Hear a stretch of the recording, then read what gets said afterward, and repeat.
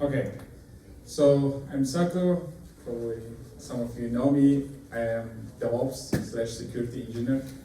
And with the GPT introduction, I was obsessed because I feel like so much stuff like in daily job we do as a DevOps engineer, not fully replaced, but with asking the right question, it can help build infrastructure. Especially one of the challenges me talking to early stage founders was like, there are so many tools and building expertise and going to Google asking takes so much time. So I see brilliant engineers, but when it comes to making the right tool choice and all this stuff, it's impacting a lot, because if you have a right DevOps or infrastructure or the cloud, you can have more cost efficient, more secure, and so forth, so a more scalable solution. So let's start with building some of this infrastructure using GPT. For sake of time, I will not go to GPT interface, so I just copied the code here, but definitely it's a good start for you if you want to just go and copy. So just a bit background.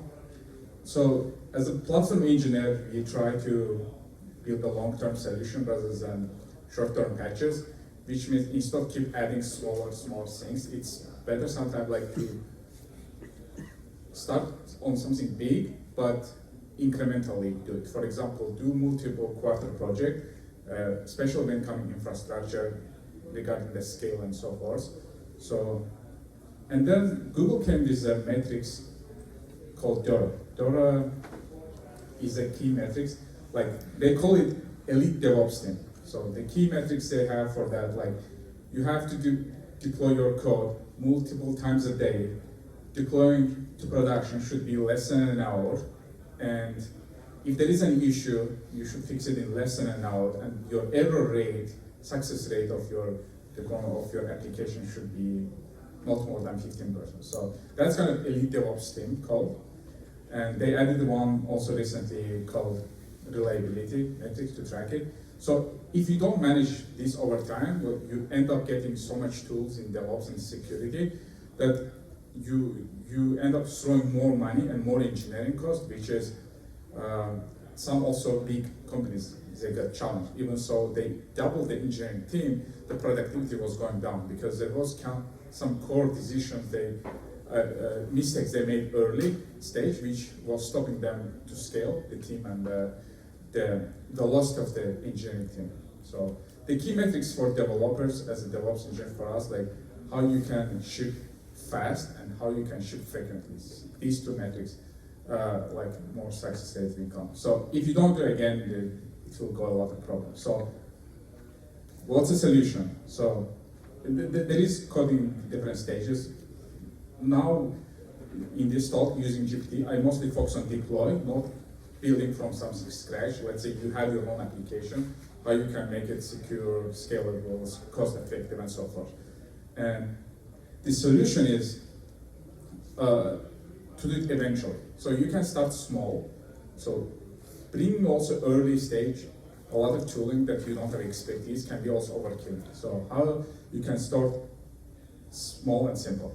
So that's a key thing. And if you look at the deployment, you can start with proper planning, and then you apply, verify, validate, reporting. So I will just give analogy.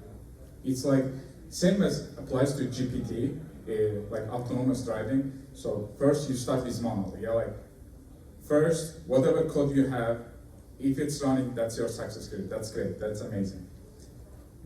So you don't have probably any documentation, testing guide, and so forth around that for your application. So then you go to manual assistance, so you add a bit. So you add a bit more reliability improvement and make sure you have at least some documentation in place and so forth for your application in this case.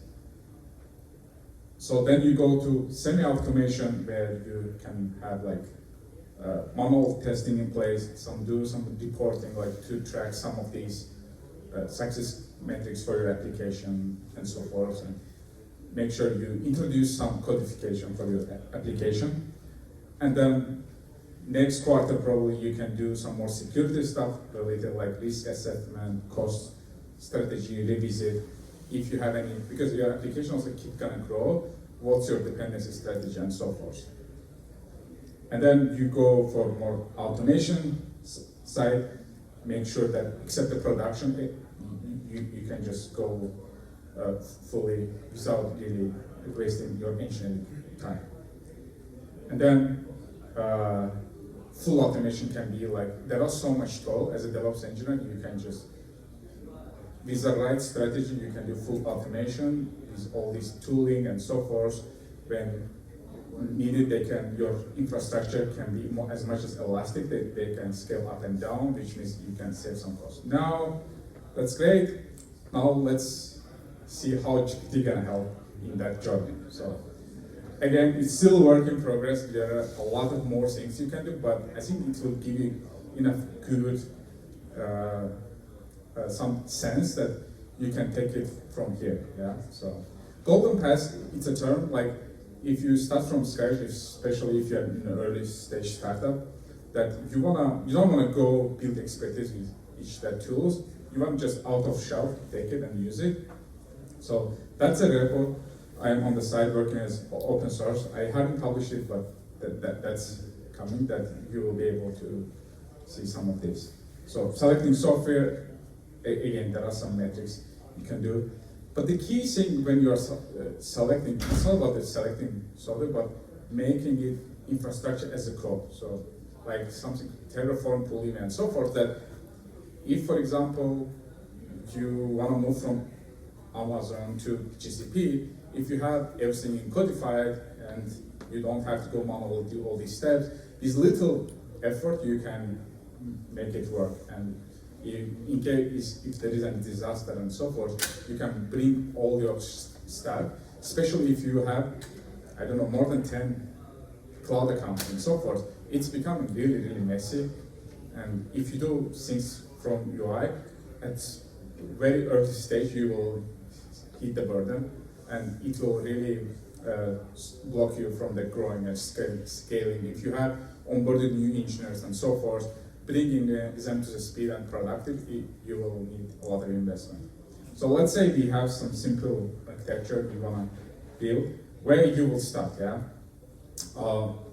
Again, in AWS, I put some, just for the reference, how you can do security, reliability, and so forth. That's what AWS says. First, I will start with Terraform Cloud, yeah? You can even Terraform itself, and I asked GPT, so again, I get some good answer, but it's not also about GPT's capability, it's also was me being as much as specific. So if you know exactly what you're doing, and if you can be as exact as possible, I think it can give you more good answers. So let's say you Terraform itself, Terraform Cloud, especially in the early stage, there is no reason you shouldn't. They have up to 5 and so forth, it's free of charge. And even creating your GitHub, let's say you have GitHub organization. So in GitHub, usually you need a teams, user, repository, permission, and so forth. So everything you can create it, and it worked well. So yes, you need still a little after asking GPT, do little modification, but if you know what you are doing, it can give you a specific answer, yeah. So now, second thing, make sure all your repository, all the users, all the teams, and so forth, you codify. So you create a repository, you add a team, you add a user to the team, and you add access permission to your repo. So now everything you have codified. You want to move from GitHub to GitLab, it's a piece of cake. So now you are can bring and spin up your own hosted Git version. That's great. So second, you bring your cluster. So I also ask, so the question I ask very basic, you see like, hey, give me this one node, this size and so forth. But it's just giving you good answer, but if you can break down your question into multiple pieces and ask it, it will just give you the answer. And then you have your domain probably, which is you are, let's say, using Cloudflare. And you can even codify that piece asking GPT.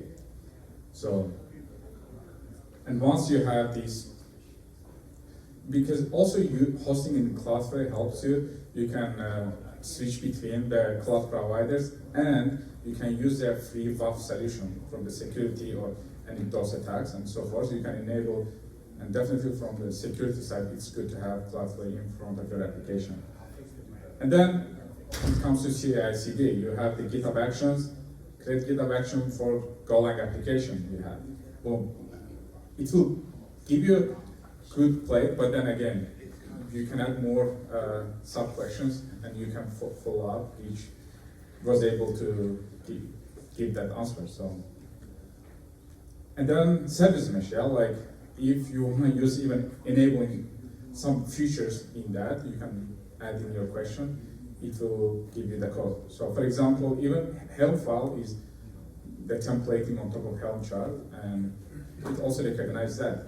So, so it was able to generate that service mesh deploying Helm file. So, and then you have your probably to storing all your images, artifacts, like in Docker Hub.